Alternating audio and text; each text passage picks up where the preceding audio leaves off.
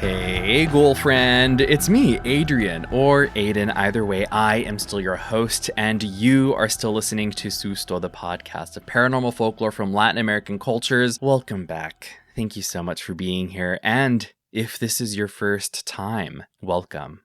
Also, thank you for being here. It's gonna be May. It's halfway through May. I don't know what it is with me and these 90s hits right now. I'm in my childhood era. It's all coming back to me. I'm going to get a cease and desist if I don't stop. And I need to cease and desist. Anyway, we are halfway through May and time is flying by. This is wild. I'm just going to go ahead and give some really quick updates. Listen, there is still time. Although, like I said, we are halfway through the month. There's still time to join in on this month's book club. This month, we are reading A Sunny Place for Shady People by Mariana Enriquez. This is a collection of short stories, 12 short stories to be exact. So pick up your copy. It's not that, it's not that hefty of a read. Get your copy, join us. As always, the book club is open to any and everybody. Just get your copy, read along, and towards the end of the month, I will post more details about the discussion. So make sure that you are following at Susto Podcast on every social media platform so you can stay up to date with any and all updates, not only about the show, but of course, our book club. Really, that's the only time-sensitive thing. As always, please make sure that you are supporting the show by leaving positive and rating reviews wherever you are listening, or leaving comments on Spotify. Comments like this one from Jovita Megan Terrazas on the Yoaltepostli episode. And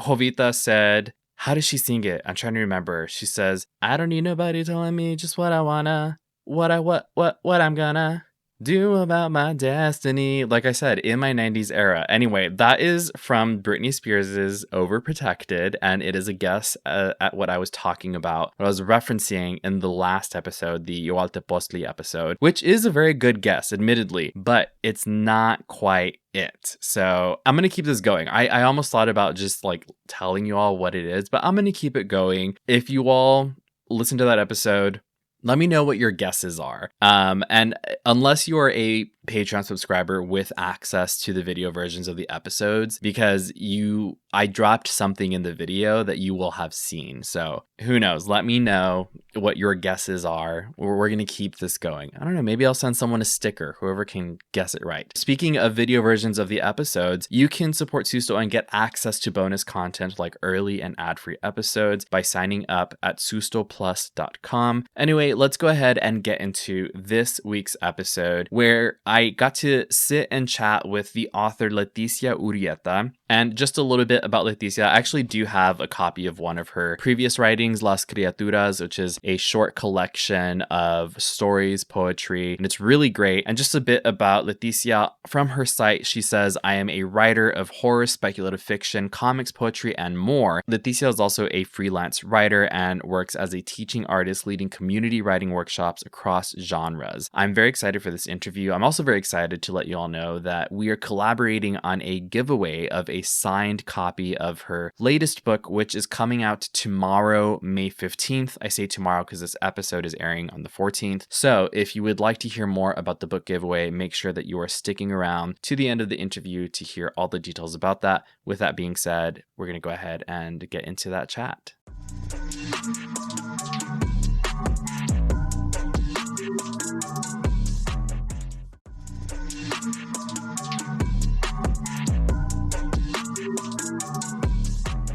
Leticia Urieta, thank you so much for being here today. I'm so excited. I actually have my copy right here of Las Criaturas, which I was rereading in preparation for today. Just to kind of give some background about how this happened, we are going to be talking more about your upcoming work, but you reached out and you wanted to give a suggestion for the Susto Book Club. And I said, you know what? Let's do one better. The stars aligned, and your new book actually releases tomorrow, May 15th, from when this episode is posted tomorrow, May 15th. So I said, you know what? We got to get you on Susto. The timing is just perfect. So thank you so much for being here today. Oh, thank you so much for having me. Yes, the stars aligned. I'm a big believer in that. So we're making it happen, and I'm so grateful to be here. I love this podcast, and I've gotten to see you do some really cool talks at like some of the spirit gatherings and stuff in Austin. So this is perfect. Well, thank you so much. So We're going to go ahead and get right into it because I do have quite a few questions for you. So, you write across a wide range. There's horror, speculative fiction, poetry, and even comics. What is, I guess, the sort of through line for you? What keeps pulling you back into the kind of like dark and the strange territory, so to speak? That's a really good question. I think I've always been drawn to dark folklore, fairy tales, especially like being of Mexican and Mexican American descent and like kind of Texan, Irish, German. Like there's a mixture of cultures in my background and storytelling, and my parents were big believers in providing me a lot of like opportunities for reading. And so I think that kind of helped me to understand like what storytelling could be. And even when I was younger, I was kind of a scaredy cat. But I felt myself drawn to darker fiction, to horror movies. Um, my grandma, my paternal grandmother, who was Mexican, and I used to watch Are You Afraid of the Dark on Nickelodeon on Saturdays when I would stay with her. And I don't know what it was, but it was like a weird ritual that we had. And so I think that was an early opportunity for me to understand that there are really interesting things you can do with darker, work, with horror, with speculative fiction. But then, later I was in an MFA program, and there's so much focus on kind of literary fiction and, like writing realistic stories. And I think I felt really constricted in that, and didn't always feel like that aligned with my values. And so, um, there's a lot of beautiful literary fiction, all the time. People are writing some really, really beautiful contemporary stories, but I found myself like reading Carmen Maria Machado and like digging into some of this, and then of course like later being exposed to Octavia Butler, and digging into some of those types of stories helped me to understand, oh, I want to be writing about disability. I want to be, and like chronic illness. I want to be writing about what it's like to be a woman in this world, especially like, I started writing Las Criaturas in 2016. So like, first Trump presidency campaign. Um, and so navigating some of those aspects of my identity or my lived experiences and what I was witnessing in the world, the effect of, displacement, migration, violence, all of these things, I think really drive me to write what I'm writing. And then the new book, it is very much like, what does ableism do to us? What does body autonomy look like? And so those are some of the things that I think horror and speculative fiction have given me an avenue to explore in my work. Yeah, I feel like, and this conversation happens so much, not only on this show, but in many spaces where horror is being discussed. And I've said this before, a previous guest on Susto said that horror is a great analogy, or it's a great vehicle for analogy. And that has always stuck with me since I heard them say that. And I think it's true, especially for marginalized people. So people living with chronic illnesses, women, queer people, people of color. It just that like othering and the monstrous. I think we maybe connect to that more than people who are not facing oppression in that way. And also, you mentioned, your upbringing as well. Whenever people ask me that question, what got you into this? Where did this start? For me, it's just so like, how could I not be into this stuff? Being from the Mm. Texas-Mexico border, I'm also Tejano, hearing these stories growing Mm-hmm. up, but also like even down to like religion, I was raised Catholic, and I always say, the Catholic Church is very spooky. It's like Yes, it inherently is. supernatural. Yeah. And so I want to talk more about your upbringing. You mentioned you're at Tejana. You're currently based in Austin, but you did say before we started recording that you're RVing, which I definitely need to hear more about that. But how Yeah. how does your specific cultural and your geographic identity shape the kind of stories that you tell?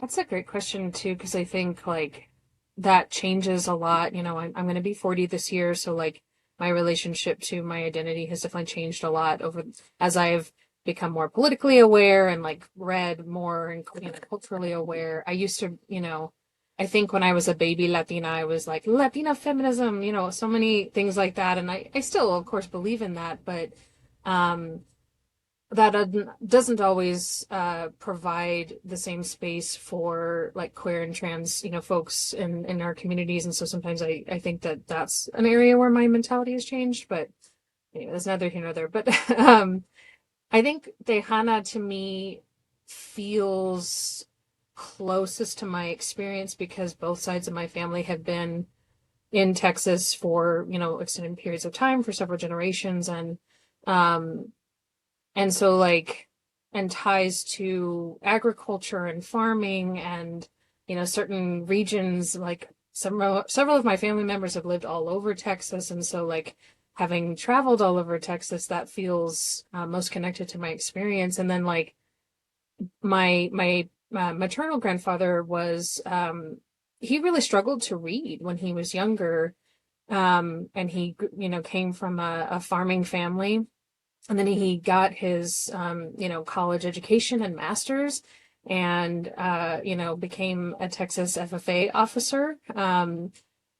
So like education was very like important to my family, and something that they pushed me to be a part of. But he was also a really amazing storyteller, and so he really kind of shaped like how I understood like oral storytelling, and not always the most truthful, often very embellished. Every Yeah. story was told a different way, but I know that there's a piece of him that lives in my type of storytelling, even though I don't know if he would have liked to read everything I write. But and then my grandmother, who I mentioned before, Inez, was an unpublished poet. And she used to read my poems and share poems that she typed up on her typewriter that she didn't really share with anybody until much later in life. Very, very tender poems about my uncle who died. He was a pilot and died in Vietnam. And so, just a lot of different pieces of that.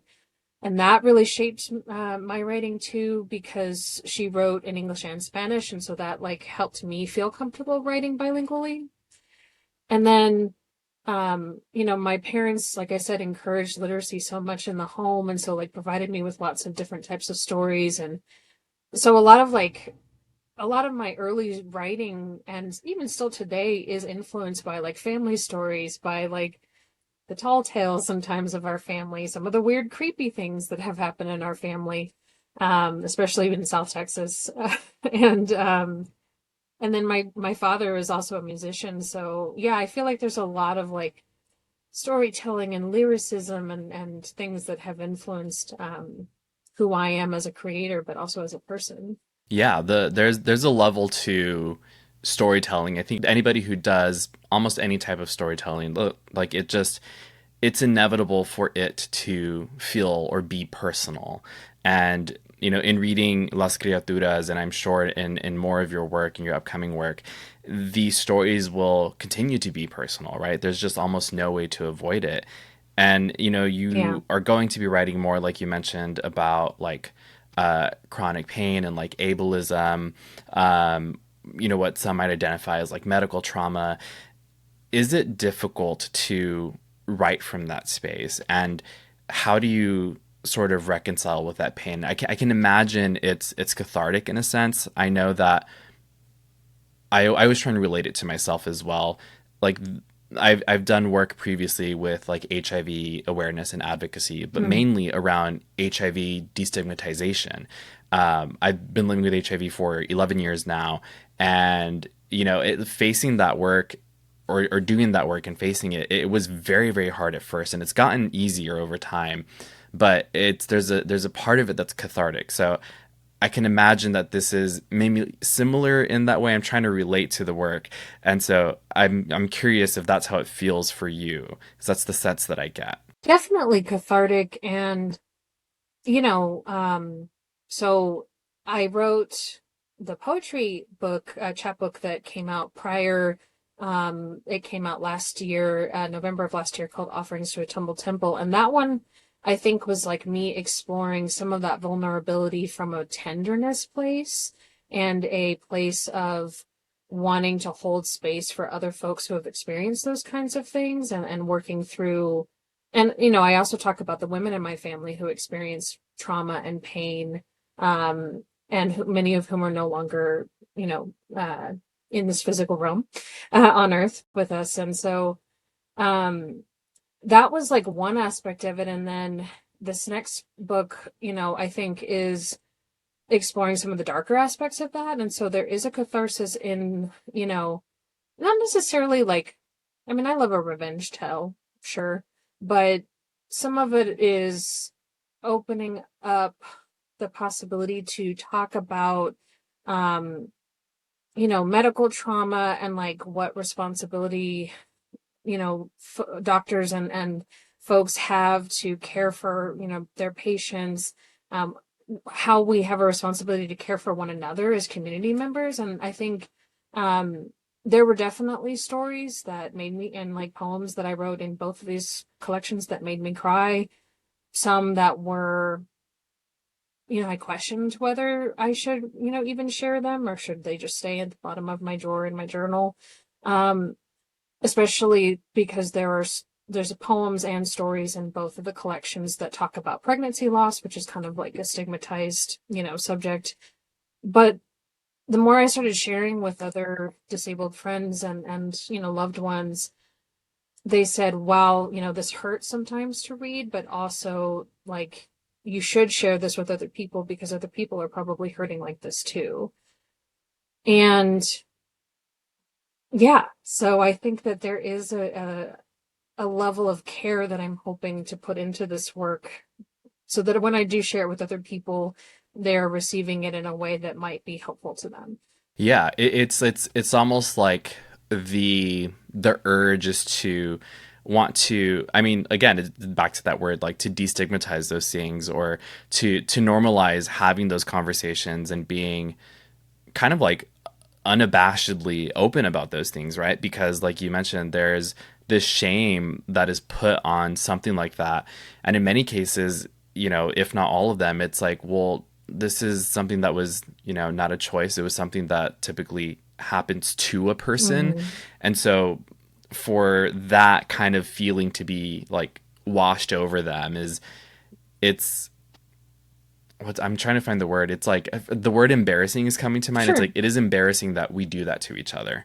I'm like, how can we be so cruel to each other? And so I love when horror takes us down that road, because it's like, no, we should confront these scenes, because then it's, kind of like a play on the genre is like, it is scary sometimes to have those conversations. And so, the irony is that hiding it behind a monster or an entity somehow makes it more approachable. I don't know. That's kind of just silly to me. Well, and like if I can add to that, some of what in this collection I think I'm exploring is like, it's scary to have a body, right? It's scary to live in a body in the world, whether you are able-bodied or not.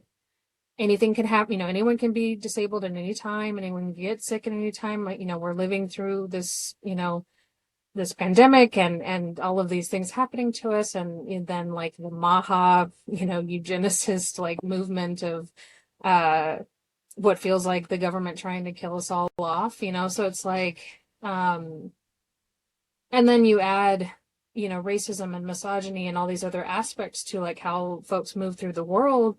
And there's a lot of ways that the outside world, that our society that we live in, is enacting violence on our bodies. And so like, how can horror then be a vehicle to confront in really truthful and sometimes maybe very jarring and uncomfortable ways? Like, how do we kind of jar ourselves out of this like rote thinking that this is normal or this is okay, I guess. Okay, on that note, we're going to take a very quick break.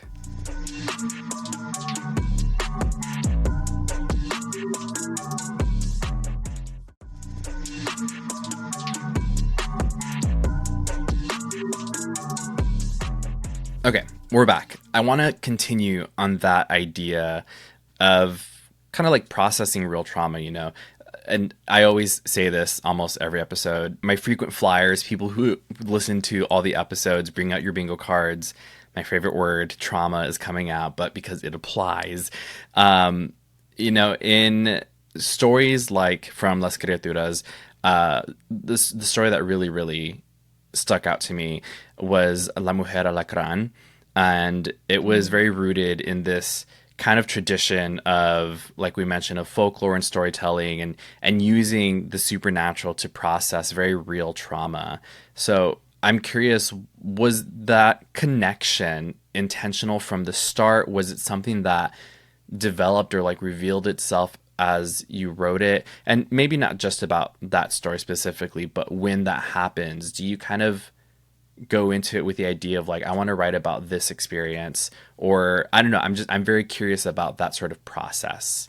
Yeah, I mean, that whole book was definitely coming from a place of, some righteous anger, some, hurt, definitely, um, from experiences I had both in academia and kind of outside of it and reactions to that. And so I think I was reading Women Who Run with Wolves at the time, and I was reading a lot of different like kind of folklore and speculative stories like that about um the monstrous woman, right? Kind of this trope. And I have always felt kinship with monsters. I mean, I think many of us Hmm. do. It's why we love cryptids. It's why we tell these stories, right? We come back to them. Um, and scorpions have always kind of freaked me out, but I've also, loved. I have a lot of Scorpio in my chart.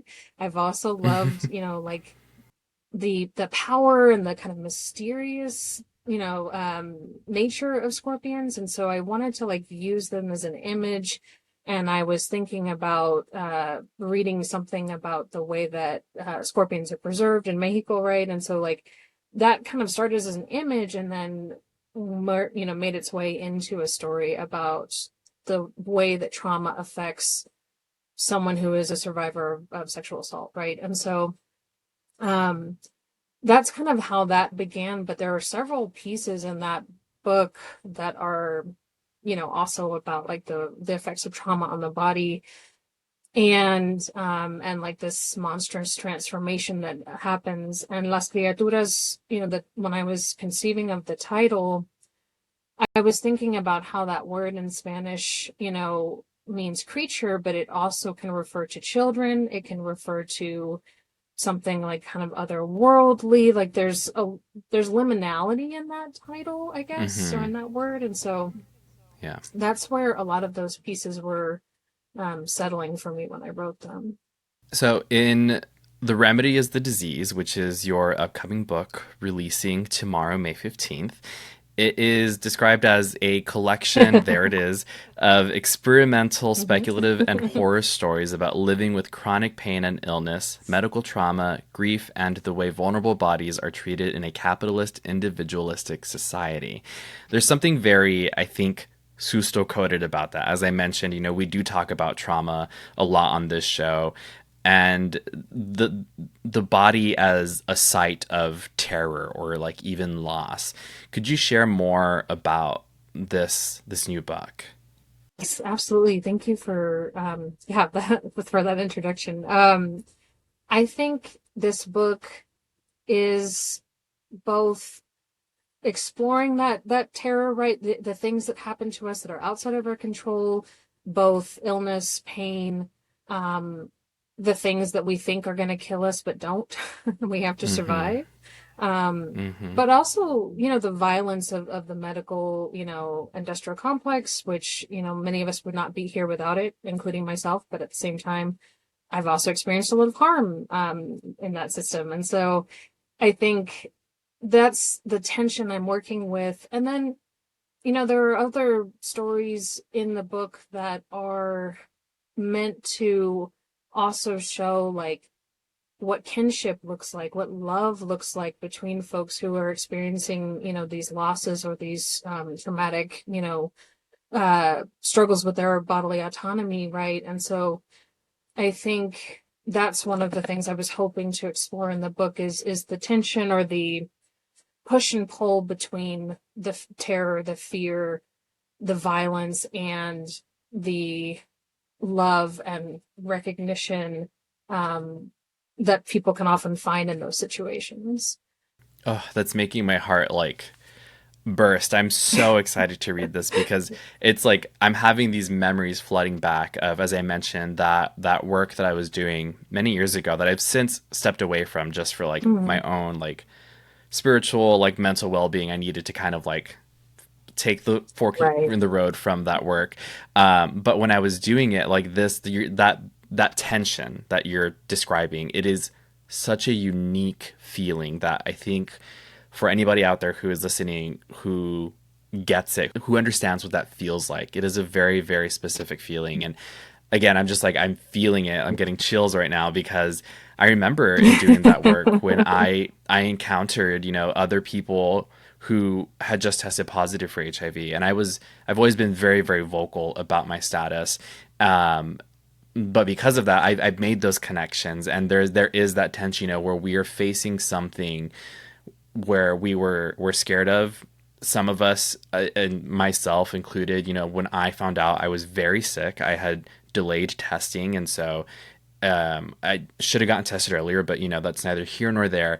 It was a very scary way that I found out. There are other people that have experienced that, and then making that connection and that relief of, oh my God, someone who gets it, someone who understands, someone who is navigating this system with me.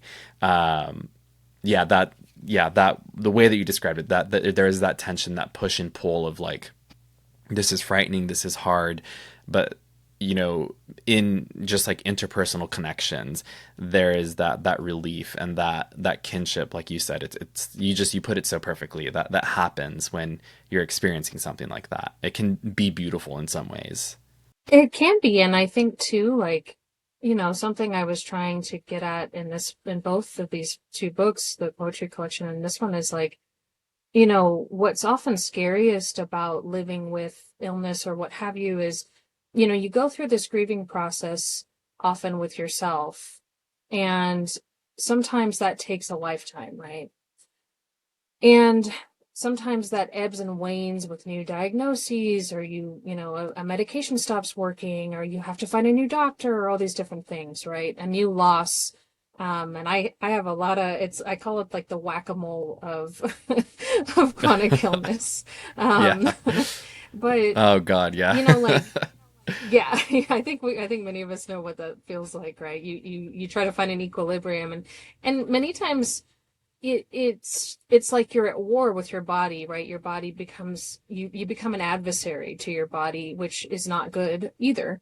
Um, and so something else I was trying to explore in this book too is like what care looks like when, the real horror is ableism, right? Or like living in a society that would rather you disappear, be invisible, Mm. die, like I have a lot of other, friends and community members I know whose, most of my disabilities are invisible, right? And so like, but they live in the world using mobility devices and other, things that they need to use and are much more visibly disabled. And so like how they're treated, where they can go, those are the types of things I was thinking about when I was writing this book as well. And then using horror tropes, horror storytelling techniques, werewolves, being one of them, to explore that a little bit more. Wow. Was there anything, maybe a specific story or piece, or even anything like in the writing process for this book that surprised you, or maybe it took you to a place that you didn't expect to go? Absolutely. I mean, this is by far, I think with Las Criaturas, I was dipping my toe into horror a little bit. I kind of, for a lot of folks, like I call it horror light. You know what I mean? It's like, it's weird and, creepy, but it's not like super, super scary. You know what I mean? At least not maybe for like seasoned horror lovers. Whereas this one, I was trying to push myself intentionally and grow as a writer in this genre, which is still kind of new to me. And so there's like one story called Blood Draw, and I had just watched the 1970, oh, I'm blanking on the date, but the 1970s or 80s The Blob, the remake. I really liked that version for some reason, and then I had also watched Invasion of the Body Snatchers like around the same time, and I was thinking about what happens, every time you go get your blood drawn, what happens to all that blood once it's been tested? Is it just thrown away? How is it disposed of? And I was thinking about like the the often invasiveness of giving blood, even though it's necessary. And so I was like, well, what if? So many of my stories start with what ifs.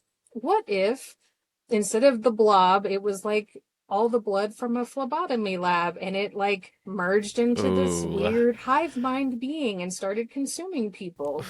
What would that sound like? What would that even look like on the page? It's a pretty wild layout.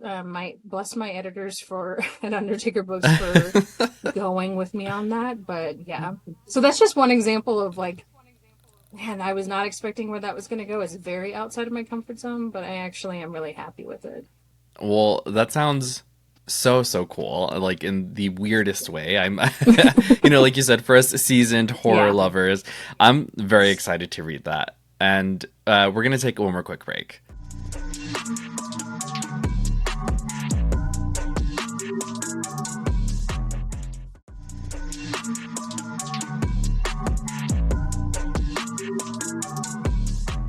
Okay, and we're back. Leticia, is there something that maybe you would like people to know before they read the new book, The Remedy is the Disease? Is there maybe something, a lens that they should go into it with? Or should it be just kind of like, take a dive off the deep end?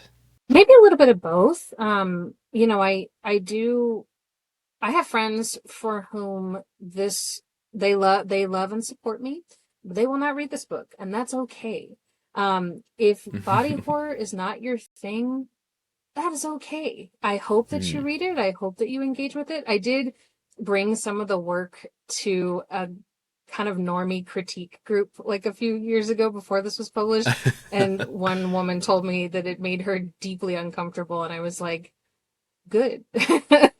Thank you. So there's some, yeah, right. I'm like, okay, mission accomplished. But I do like there's content warning, like I always like to give people a content warning, like this is body horror. There's some pretty gruesome stuff in here. It is going to make you uncomfortable.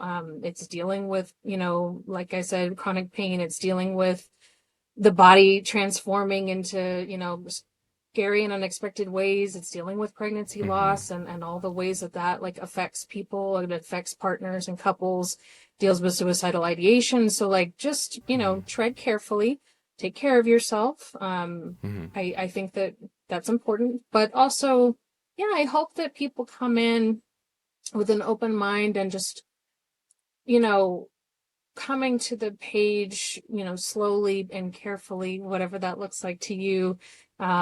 But I hope people enjoy it. I think already a few folks that have read it are like, oh, this is my favorite. And I'm like, oh, that's surprising. It's surprising to learn what people's favorite stories are.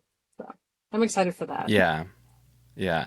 I relate so hard on, your loved ones being like, I cannot read this.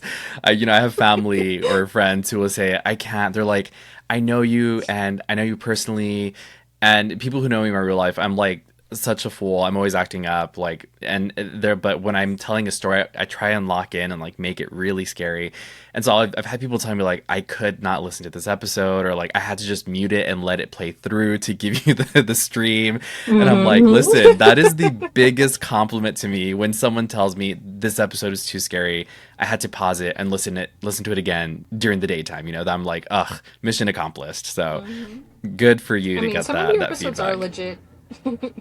Absolutely. No, some of your Thank you. episodes are legitimately very scary, but I love being scared, so Well, thank you. Speaking of you being scared, you've shared an encounter previously in an interview you've done with a shadow figure, and I was curious if you could Gosh. share that story here. And if you've experienced anything else paranormal, I'd love to hear about it, but I'm very curious about this shadow figure. I'm so excited to talk about this. So, I kind of consider myself, I didn't always used to think I was a believer in the paranormal or supernatural. I do think Hmm. I am now, even if I haven't had as many experiences as other folks have. Um, I just, the world is a mysterious and strange place, and Hmm. who would I be if I didn't like keep an open mind to that? But yeah, when I was younger, I think I was 11 or so. I was in middle school, I think. My dad drove a cab, and he Hmm. used to pick me up from school because I my school was very far from my house. I was in a magnet school, and so yeah. And on the way home, he would listen to a lot of talk radio, and I remember during that time we would listen to Art Bell a lot, a Mm. lot. And so UFOs, strange encounters. But I remember very specifically there's like a series of episodes where they would talk about the shadow people, and that scared. Can I curse on this? Hmm. Okay. That scared Absolutely. the shit out of me. Yeah. And so I think like just the descriptions of the like shadows that live in your periphery, that was the very specific description, is like there are beings or like entities that are like always, you'll never see them full on, but they'll always be in your Hmm. periphery and all these different things. And so, call it my very, very overactive weird imagination, call it the power of suggestion, what have you. But there was several like weeks. Like I said, I was a scaredy cat. And things like anything Hmm. I watched affected me very differently. I mean, the Gremlins, like all these horror movies, will give me nightmares for months. But this particular episode, I Yeah. just remember after that, I would be like brushing my teeth and looking in the bathroom mirror, and out of the corner of my eye, I'm like, what is that? What is that? There's like, is there darkness? Is there something following me? So, I can't say for sure, but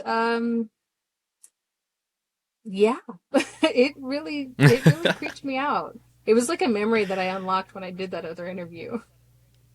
Yeah, Yeah. yeah. And they're so common too, the shadow people, but I mean like you said, it could be imagination, power of suggestion. It could have also been a summoning, we don't see them until we speak about them. Yeah. I don't know. And, just like it also, I think, scared me because it's one thing to think about a human spirit. But that's not how the shadow people are described. They're described as like something like a totally separate entity, and you don't really know what they are. And I think that like really Yeah. scary. me. I think the deeper that you delve into the paranormal, those lines start to blur and the communities start to merge between like ghosts and spirits and extraterrestrials and interdimensional beings. Those things start Yes. to merge at some point when you get to it deep enough. So, yeah, it's very, yeah. But I'm sorry, you Right. were going to say. No, it's just like, are we living in multiple timelines and they're just like someone, there's been films about that I think are really interesting. Is it someone whose timeline is merging with mine? I don't know. But then like later on, more recently, my friends and I would, I started writing a novel that I'm hoping to finish this year that is based in Austin. It's a paranormal novel about the spiritualist movement in Austin. And so as I started to delve into that a little bit more, I went to like the Texas Spirit Gathering and have been on a bunch of different ghost tours because Austin is my hometown. And my friend and I love going to the tours, some of the like night owl tours and stuff like that at Pioneer Farms. And we went on one where, a medium takes you around the property. And I used to go there for field trips as a child. And I remember there was this one part in which we were told, like near the barn, if you've ever been out to that property, there's an old cowboy who's in charge of that barn, and he shows up often, is very protective of that area. And there was a point in the tour where we were kind of left on our own, and there's these rocking chairs on the porch of the barn, and we sat down in them, and this is the only time I've ever seen in my mind's eye someone, this cowboy, I think, spirit, grabbing the back of this chair and feeling very intently like, get out of my chair. And I turned to my friend at one Whoa. point and I said, oh, we gotta go. This man does not Yeah. want us here. Yeah, Oh my gosh. Yeah, sometimes you just got to take the signs and say, "All right, yeah. I hear you loud and clear." Oh Exactly. gosh.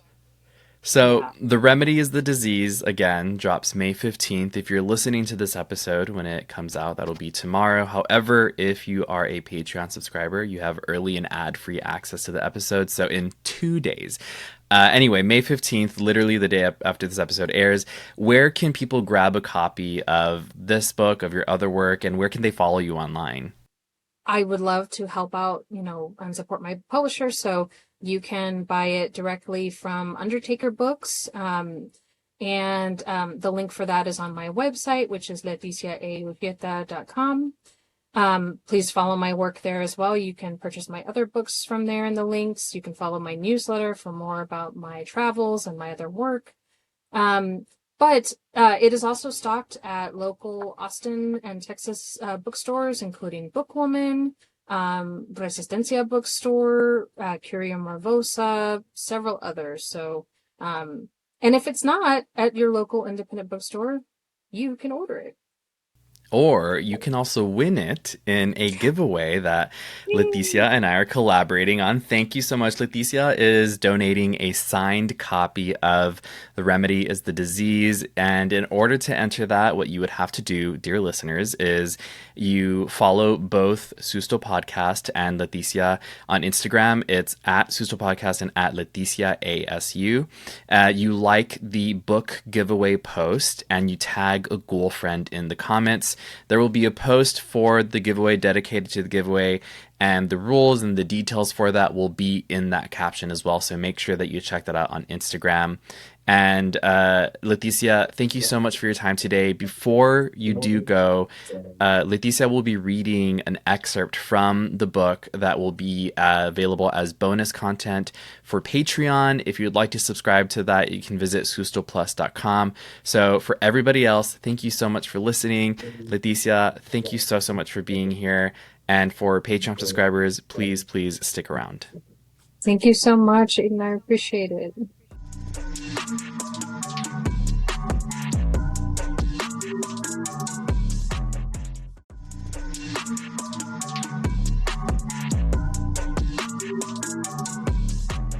Welcome back, Ghoul friends. Thank you so much for joining us for today's episode. Again, make sure that you enter that giveaway. Check out the social media post for it. There will be a dedicated post to it separate from the episode post for this. You'll see it on social media. That's why you need to follow at Susto Podcast on every platform. The giveaway will be happening exclusively on Instagram, so check it out for all the details on how to enter and when we will be announcing the winner and all of that good stuff. One more time, you still have time to join us for the book club this month. We are reading A Sunny Place for Shady People. Grab your copy, read along, and then follow on social media for meeting details towards the end of the month. And lastly, there are many ways to support the show. You can do it by leaving positive ratings and reviews and comments wherever you are listening. However, if you'd like to receive bonus content, you can also support by signing up at sustoplus.com, choosing which tier works for you, what you want to do, and then take it from there. Speaking of Susto Plus, thank you so much to the patron saints of this episode. You are Liza, Rachel, Alejandra, Luther, April, D, Josette, Mandy, Lori, Jeannie, Desiree C, Ashes, Neresa, Rachel A, Azucena, Marlene, Chata, Lainey, Desiree A, Ricardo, Vanessa, Maritza, Manormal, Iris, Flor, Selena, Nightingale, Clint, Rachel W, Armani, Bianca. Thank you all so much for your support. It means the underworld to me. I could write a million billion words about how much it means to me. I will talk to you in the next one, and until then, no te asustes. Bye.